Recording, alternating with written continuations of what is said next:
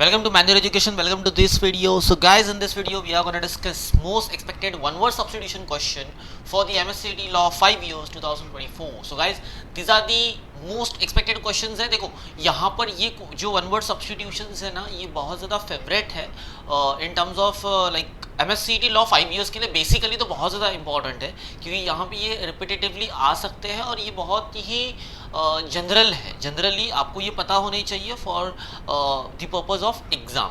So moving ahead, okay, before moving ahead, here are some social media handles that we have. You can follow us on Instagram and also on the Facebook, and also you can join the Telegram and a WhatsApp group. Then guys, if you are new to the channel, just subscribe the channel, or else if you are an existing member or subscriber of the channel, just share this video and like the video. You can kickstart your preparation with the self-study batch, or else you can buy the full course, or you can take the sectional course, and also you can buy mock test or the books and ebooks. For all this, you have to visit manualedu.com/lawentrance, and also you can call us or WhatsApp us on 8828581455. So moving to the question now. These are the questions on the one word substitution guys. First of all, plutocracy. Plutocracy का मतलब क्या होता है? Society that is ruled or controlled by people of a great wealth and income. Plutocracy का ध्यान रखना है. अगर प्लूटोक्रेसी को याद रखना है ना गाइस, तो ये प्लूटो को वेल्थ और इनकम से कनेक्ट कर लो. प्लूटो को वेल्थ और इनकम से कनेक्ट कर लो और याद रखो कि प्लूटोक्रेसी का मतलब क्या होता है. It is that part of society, or it is that society that is ruled or controlled by, dominant by whom great wealth and income. जिनके पास बहुत ज़्यादा इनकम एंड वेल्थ है, उनसे ये डोमिनेटेड रहती है, उनसे ये रूल्ड होती है. Oligarchy is what? A small group of people having a control of country or organization. देखो oligarchy का मतलब क्या होता है कि एक स्मॉल ग्रुप होल कंट्री को कंट्रोल करे.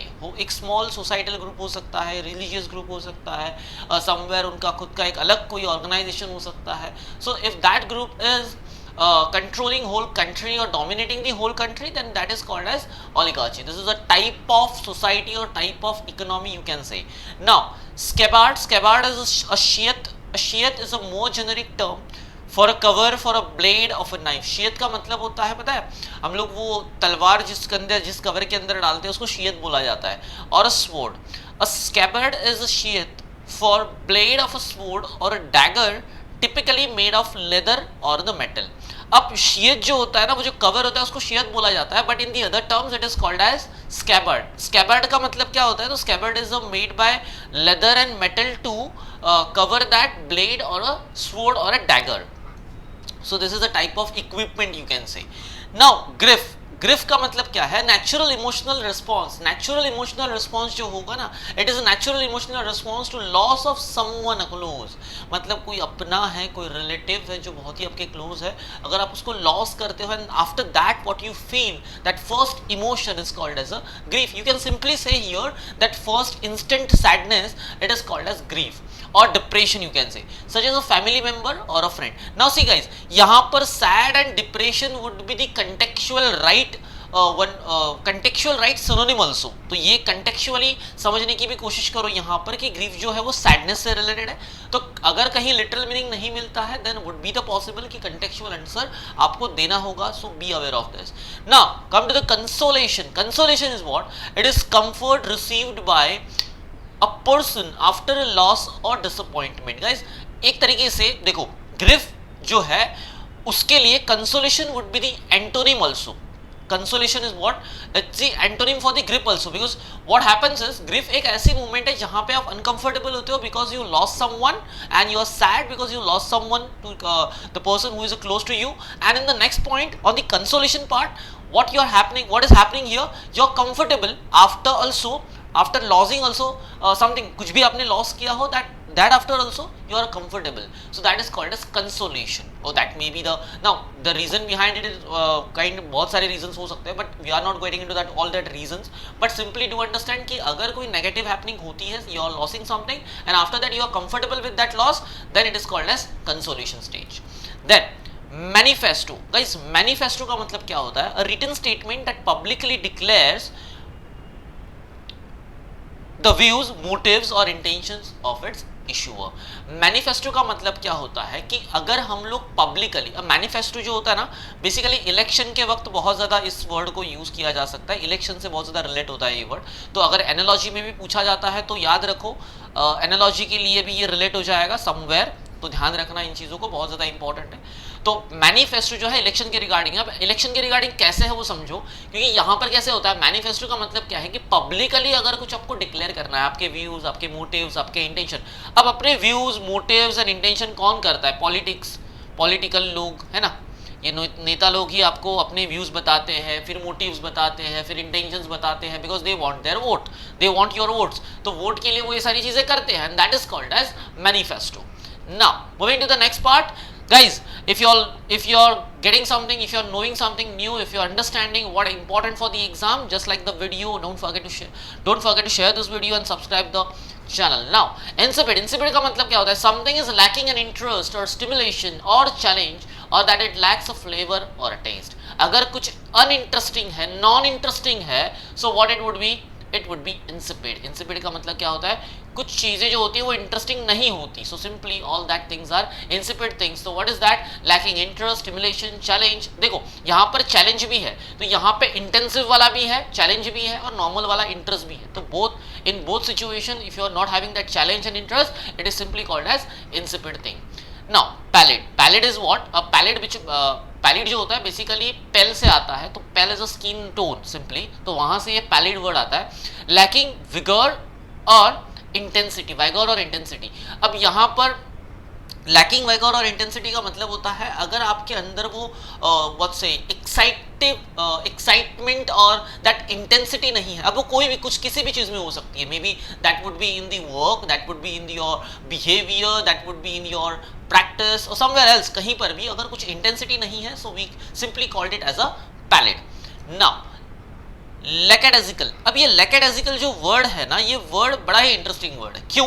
क्योंकि ये वर्ड जो है ना बहुत अलग अलग टाइप के एग्जाम्स में आता है, and specifically saying about the MSCET law 5 years, there is a most probability, बहुत ज़्यादा प्रोबेबिलिटी है कि ये क्वेश्चन आपको इस एग्जाम में मिले। Lacking enthusiasm and determination, lacking enthusiasm का मतलब पैशन, इंटरेस्ट, नॉलेज, क्यूरियोसिटी, ये सारी चीज़ें ना होना, because enthusiasm is what is a combination of the all 4 type of qualities. So that is what कि एंथुसियाज्म ना होना, और समथिंग डिटर्मिनेशन ना होना। डिटर्मिनेशन मतलब sticking to the something, like ये चीज मुझे करनी है, so I will do it simply.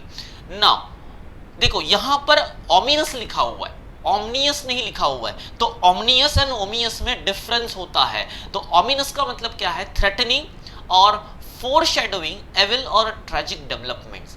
मतलब क्या? किसी को ट्रेजिक डेवलपमेंट्स बताकर, सुनाकर, समझाकर, या फिर उसके एविल कॉन्सिक्वेंसेस बता के उसको डराना, धमकाना, that is what a threatening. तो उसको क्या कहा जाता है? It's a ominous and it is a negative term. Okay, next stinginess. Stinginess कंजूस लोग होते हैं ना, जिनको कुछ देना नहीं होता, तो उनका बिहेवियर क्या होता है? स्टिंजी बिहेवियर होता है। तो स्टिंजीनेस का मतलब क्या? कंजूस। जो कंजूस लोग, अभी हम लोग कैसे बोलते हैं, मतलब अगर कोई कंजूस है तो कंजूस लोग, राइट, तो वो अगर कंजूस लोग होते हैं, सो इट इज व्हाट कि is a state of being unwilling to give up और स्पेंड मनी। लोगों को पैसा खर्चा करना पसंद नहीं है, कुछ दोस्त होते हैं, राइट, तो then it is what, it's a unwilling to give or spend money. So this are the some important one word substitution question, probability of what is की एग्जाम में आपको पूछे जाएंगे। You will see this in, you will see some of them or more of them in the exam. तो guys I will recommend you to read all these things, and also guys before going ahead there is a important thing is कि जितने भी word logy से and होते हैं, guys इनको ना अच्छा खासा रीड करके जाओ, क्योंकि स्टडी ऑफ समथिंग, अब ये जो स्टडी वाले जो पॉइंट्स है ना, ये वन वर्ड सब्स्टिट्यूशन में बहुत ज़्यादा पूछे जाते हैं। तो समवेयर एक हाथ क्वेश्चन आपको आ सकता है फ्रॉम दिस लॉजी पार्ट। ये एक रूट वर्ड भी है, तो स्टडी देयर, ये आपने स्टडी किया होगा आई होप, और ये रूट वर्ड से रिगार्डिंग बहुत ज़्यादा क्वेश्चंस आते हैं, तो बी फोकस्ड ऑन दिस। ये लॉजी के रिगार्डिंग थोड़ा सा ध्यान रखना। देन ऑल्सो पॉली, ठीक है, पॉली, मोनो, ये सब जो है ना, इनके ऊपर बहुत ज़्यादा ध्यान रखो, क्योंकि यहाँ पे ये जो वर्ड्स है ना, इनके मीनिंग्स निकालो। मतलब इनसे जो वर्ड्स बनते हैं, ये तो रूट वर्ड्स है, ये तो सफिक्शियल रूट वर्ड्स है, प्रीफिक्शियल रूट वर्ड्स है, बट ऑन दैट बेसिस जो वर्ड बनते हैं ना, उनके मीनिंग्स को समझो, वो रीड करके जाओ, at least at the last moment at least एक बार नजर घुमा के जाना, because this will help you in the exam somewhere, कहीं ना कहीं अगर एक आध क्वेश्चन मिलता है, that will be bonus for you. So guys, this much of the probable one word substitutions. And guys, if you want to join the crash course, and if you want to start preparation with us, you can simply visit to our centers. If you are Mumbai based, you can simply visit to the Vasai, Dadar, Andheri, Thane, Borivali, or Pune is coming soon. And if you are not a Mumbai based, you can directly join the live classes, and simply you can start your preparation with us. So this much of this video. I hope you like the video, and comment below if there is any doubt, if there is any question. Thank you for watching this video.